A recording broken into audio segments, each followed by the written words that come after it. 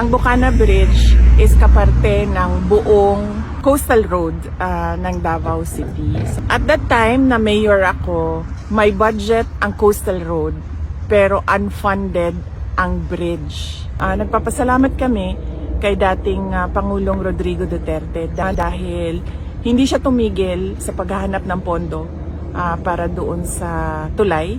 At syempre nagpapasalamat tayo sa People's Republic of China dahil buong-buo nila binigay yung entire cost ng tulay na iyon. So walang gastos ang City Government of Davao, walang gastos ang Pilipinas para tayo magkaroon ng bridge na iyon. So paano na? Eh di butata na naman kayo. Eh di kawawa na naman yung iba dyan. Mag-iiyakan na lang sa tabi. Dahil napatunayan po natin na hindi po talaga kay BBM yung proyekto na yan. Ang kapal ng mukha. Yo, what's up mga Lods? Good morning po sa inyong lahat. At eto na nga po mga Lodi, no? Doon po sa mainit na issue kung sino nga po ba talaga ang may pasibula nitong Bocana Bridge dito po sa Davao River mga Lodi. Ayan ha. Para po sa inyong kaalaman, sinagot na po ni VP Sara Duterte ang about dito sa issue na to at sigurado na namang iiyak na naman tong mga kala nila si BBM talaga ang gumawa ng proyektong yan dahil na sa panahon daw po niya nangyari. O ito, panoorin po natin at pakinggan yung mabuti. Ewan ko na lang kung sabihin yung fake news galing talaga to kay VP Sara Duterte. At ito po, courtesy video po kay Alvin and Tourism po. Galing po sa kanya itong video na ito mga idol.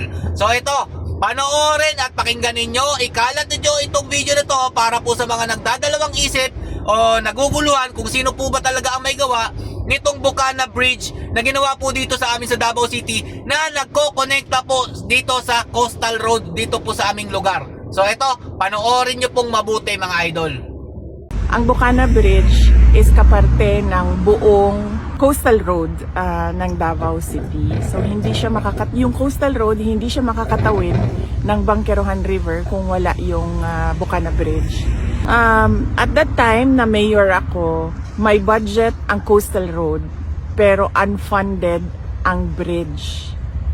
And it was made known at the time to former President Duterte that the bridge is unfunded. The bridge is unfunded. At siya ay naghanap ng paraan para mabigyan ng pondo yung bridge. So noong nakahanap siya ng pondo ay sinimulan yung negotiations, sinimulan yung mga planning, lahat ng paperworks para doon sa bridge na yon ay sinimulan na. But ngayon, nandiyan na yung bridge, so dapat nating pagpasalamatan para sa akin bilang isang Davaoenyo at syempre sa mga tiga Mindanao na din dahil nagbe-benefit din sila doon sa coastal road na yun, no? Traveling from south to north of Davao in the region. Nagpapasalamat kami kay dating Pangulong Rodrigo Duterte. Nagpapasalamat kami kay dating Pangulong Rodrigo Duterte dahil hindi siya tumigil sa paghahanap ng pondo para doon sa tulay. At syempre nagpapasalamat tayo sa People's Republic of China dahil buong-buo nila binigay yung entire cost ng tulay na iyon. So walang gastos ang City Government of Davao, walang gastos ang Pilipinas para tayo magkaroon ng bridge na yon. At napakahalaga ng bridge na yon dahil hindi mag-connect ang south to north kung wala yung bridge. What is your reaction, VP, with the statement of President Bongbong Marcos saying that this is one of the 4 legacy projects under his administration so far? Basta sa akin, yun na lang. Bilang Davaoenyo at bilang Mindanaon, nagpapasalamat ako kay dating Pangulong Rodrigo Duterte dahil ang totoo talaga niyan, alam niya at the time yung problema ko bilang mayor. Now, may coastal road, may budget ang coastal road, pero wala kaming budget para sa tulay. At And yes, as I said, yung source of fund, People's Republic of China. Sila yung pinagpapasalamatan ko. So, ano na? Napanood nyo na. So, alam nyo na kung sino talaga may pasimula. Panahon ni Tatay Duterte, mga Lodi, Mayor po si BP Sara Duterte ng Davao City. Yan po ang sigurado dyan, mga idol. Galing na rin po ito kay BP Sara Duterte. Wala daw pong inilaan na budget dito. Nakulangan yata ng budget. Panahon to ni Tatay Duterte, ha. Dahil kung totoo lang na sila'y kurakot, sila'y mga gahaman sa pera o proyekto, di dapat binuhos nila ang pera ng taong bayan dito sa Davao City. Pero hindi, mga Lodi. Nasa balanse. Kung wala talagang pondo, mga Lodi, ginawan po ng paraan ni Tatay Duterte. Kaya po ang China, mga Lodi, nilapitan niya. Ayan, mga Lodi, ha. Yan po ang klarong istorya dyan. Huwag na kayo masyadong mapabida dyan. Hindi kay PBBM yan. Ang kapal-kapal na mukha. Pinagmamadali niya pang matapos yung Bukana Bridge na yan. Akala mo talaga may ambag. Presidente ka ng bansa, pero wala kang ambag dyan. Yan ang tanggapin mo. Magalit man kayo sa akin, wala akong magagawa. Yan ang katotohanan. Ibig sabihin lang yan, wala talagang proyektong naiambag o nagawa si BBM dito sa ating bansa. So, biruin nyo, ha, lahat ng mga inaagurahan niya halos, kay dating Pangulong Rodrigo Roa Duterte pa, ang kapal naman na mukha, gusto pang madaliin. So, ayan, ha. Klarong-klaro, mga Lodi, kahit anak niya po si BP Sara Duterte at mayor siya dito nung time na yon, 2018. Hindi po ginawa ni Tatay Duterte na gamitin ang kanyang kapangyarihan bilang Pangulo ng ating bansa para lang po matustusan ang proyekto dito po sa Davao City. Mas inuna niya pa ang Luzon at saka ang Cebu. Kung mapapansin nyo pa, mga Lodi, wala po masyadong infrastructure dito nung panahon ni Tatay Duterte.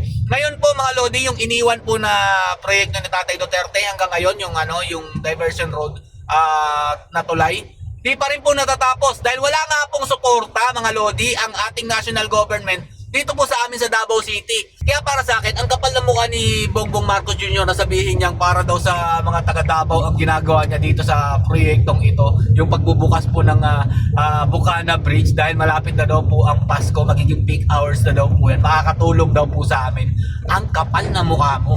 Hindi maaari yung bridge na yan sa panahon mo na gawin kung wala yung coastal road. Dahil ito ang magkukonekta. Ibig sabihin, yung plano na yan, planado na nung nakaraan pa bago ka umupo. Wala kang ginawa, sitting pretty ka lang dyan. Puro ka lang pagre-request ng budget, wala kang ginagawang malaking proyekto. Puro pangwawaldas lang ginagawa mo. Puro travel, puro pag-iinganyo ng mga investors. Pero wala namang gusto mag-invest kasi nga, hindi na safe ang Pilipinas para magkaroon po ng mga investors. Bas, safe pa po sila. Dito po sa amin sa Davao City, mga Lodi, alam niyo po ba? Sobrang traffic na namin dito dahil ang dami pong lumipat dito sa aming lugar para po mag-invest. Kaya mabubuhay po ang Mindanao, ang Davao City, kahit wala pong tulong na national government. Yan po talaga ang katotohanan dyan. Kaya ayaw po nilang ihiwalay itong Mindanao dyan po sa Luzon. Yan po ang katotohanan dyan. Dahil sila po ang mawawalan talaga kapag hiniwalay po ang Mindanao. Kayo ang mawawalan, hindi kami. Dahil kami mabubuhay nang wala ang Luzon. Yan po ang katotohanan dyan. So paano na?